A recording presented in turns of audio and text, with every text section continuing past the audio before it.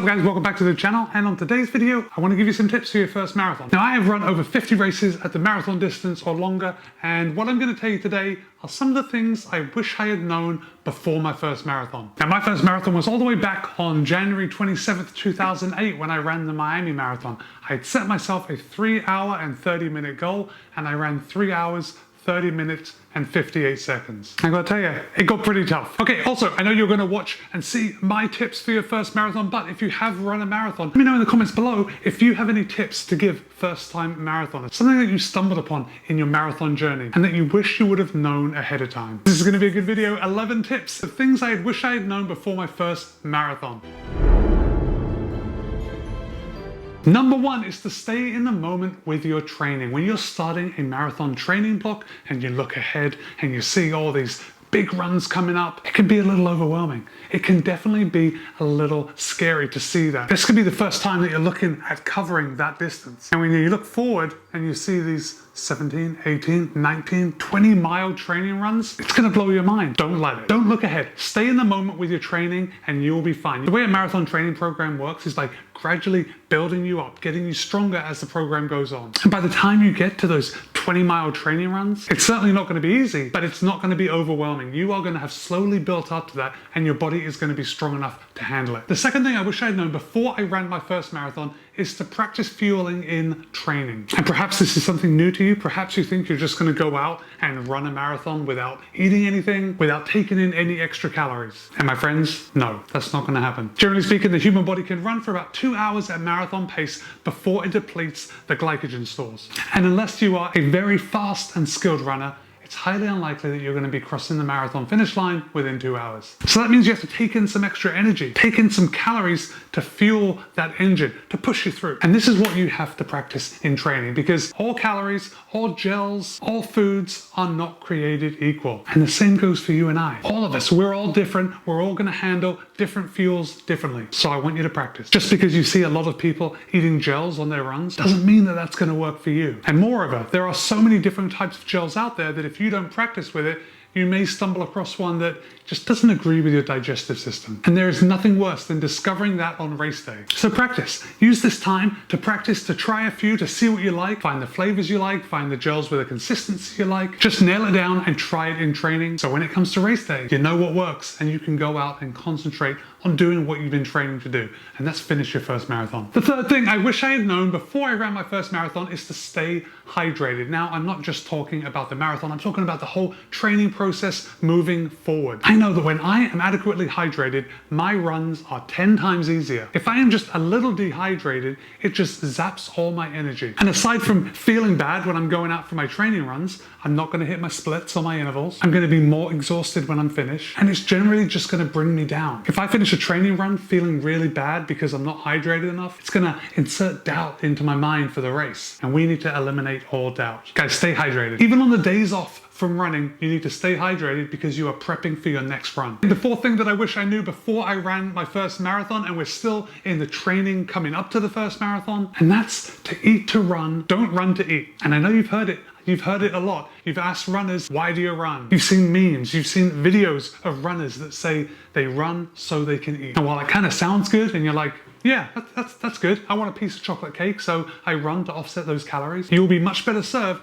if you eat the right kind of food to make you a better runner. Because even though you're training for a marathon, your average run in the week is going to be considerably shorter than a marathon. So let's say in the beginning of your training block, you go out and you run 5 miles at an easy pace. A very loose rule is that the average person burns between 80 and 120 calories per mile that they run. Speed has nothing to do with it. So we'll take the midpoint and say that on a 5-mile run, we burn about 500 calories. But then if you go out after your run, let's say you meet your running buddies at Starbucks and you get a nice big muffin because, well, you deserve it. You just ran 5 miles. And a venti caramel macchiato. Don't be surprised when I tell you that exceeded the calories that you burned. Guys, I've been there. I've rewarded myself with food more times than I care to remember. My friends, if you are training for a marathon, if you're getting any value from this video, why don't you go ahead and give it a thumbs up right now and subscribe to this channel. I post new running videos at least twice a week, and be sure to hit that bell icon so you're notified every time I drop a new video. Tip number 5 of things I wish I had known before my first marathon is that you're gonna be in pain. My friends, you are building up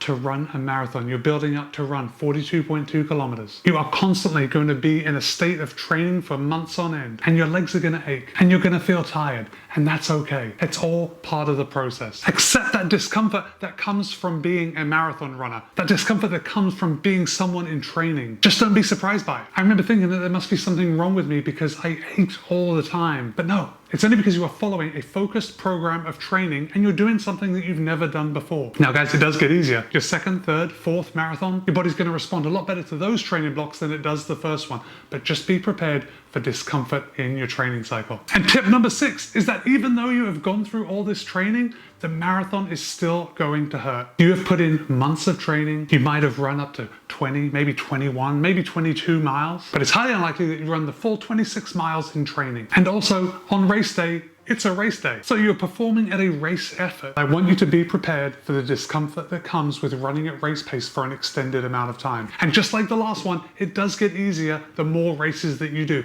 The more your body gets used to it, the more you'll be able to deal with that discomfort. But this is something that I wish I had known prior to my first race so I could prepare mentally for it. The 6th thing that I want you to be aware of before you run your first marathon is that it's likely you're going to be excited. Before my first marathon in Miami, I did not sleep a wink the night before the race. Of course, at that time, I was completely anxious. I was a complete mess all night. I remember standing on the balcony of our hotel room, looking out, wondering how this lack of sleep is going to affect me. How am I ever going to run for hours and hours and hours if I haven't slept? Well, guys, I want to tell you right now that sleep the night before your race is overrated. Studies have shown that a limited amount of sleep the night before your race does not negatively impact your race. Now, it's important to get good sleep the several nights before that, but the night before, don't worry about it. If you've got nerves and they're keeping you up, or you only get a couple nights sleep, know that it is scientifically proven that that is not going to negatively affect you. You still may have some anxiety if you're up all night. I mean, no one likes not being able to sleep, but you're still going to have an epic race. My 7th tip of things I wish I had known before my first marathon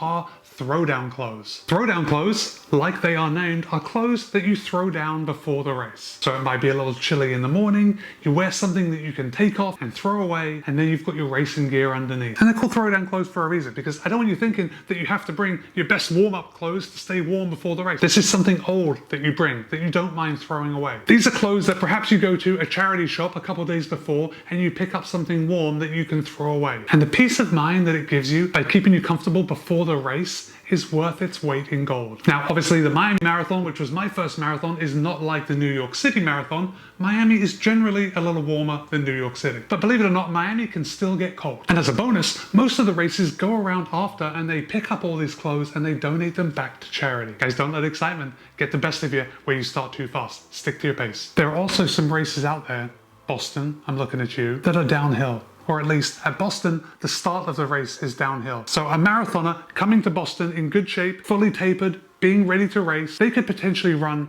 a 10K PR because the first 10K of Boston are downhill. I pity the fool that does that. That will come back to bite them in the final miles. I guarantee it. The 9th thing that I wish I had known before running my first marathon is to prepare for being emotional. And if you're like me, you might just be rolling your eyes because my wife told me that I was going to get emotional at the end of my first marathon. And I was like, nah, that doesn't sound like me. That's not a real thing.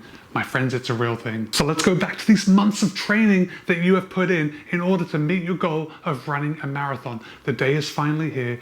You have met your goal. You've started the race. You're running well. Things have got hard, but you're pushing through. And then you see the finish line in the distance. Don't be surprised if you start welling up, if you have like an emotional moment. I want you to enjoy that moment because it is very special. Now, it won't happen all the time. It hasn't happened on all of my races, but your first marathon is a special thing and I want you to be prepared for it. Now, I've already talked about getting emotional towards the end of a race. Perhaps it could come a little earlier, but for me, it always comes at the finish of a race, at least in the last mile when I realize I am going to achieve this goal. But I want to back up just a little bit for tip number 10. And the 10th thing that I wish I had known before running my first marathon is that you will question yourself. You are going to go into this marathon feeling strong, feeling confident. We have built our resilience, we have built our mileage consistency over the last couple months in order to cover that distance in the time that we have chosen. But that doesn't matter. When you get to mile 20, and I'm just pulling 20 out of the air, it could happen at mile 17, it could happen at mile 22. But there's going to come a time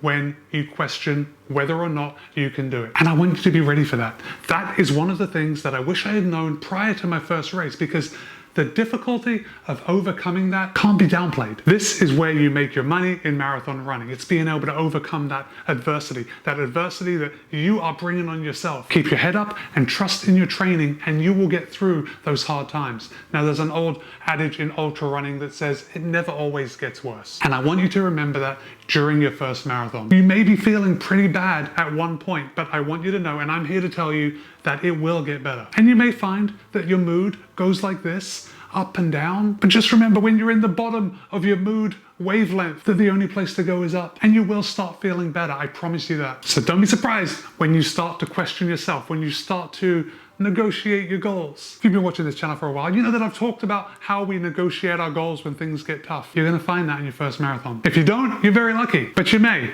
So just something to be aware of. And the 11th item that I wish I had known before my first marathon is the post-marathon blues. And guys, I am like a broken record, but let's go back to all our training. We have trained for months leading up to this goal. We've had structure every step of the way. We know we're going to do speed work on one day. We know we're going to do a long run on another day. We know that our mileage is gradually increasing. And even when we go into our taper in the last couple of weeks before the race, there's a structure to it. And when we reach our goal, when we reach that endpoint, when you cross the finish line of your first marathon, don't be surprised if you feel a little lost. And that's okay. It's totally normal. We all feel that way after reaching a goal. Just try and think of your achievement. Think of everything you've done to get to the point where you're at right now. You are a marathon runner. And if you really can't get over those marathon blues, well, you can always sign up for another marathon. And spoiler, your second marathon is going to be 10 times easier than your first. Guys, my name's Matt. I post new running videos at least twice a week. Be kind, be happy, run well. I'll see you in a couple of days.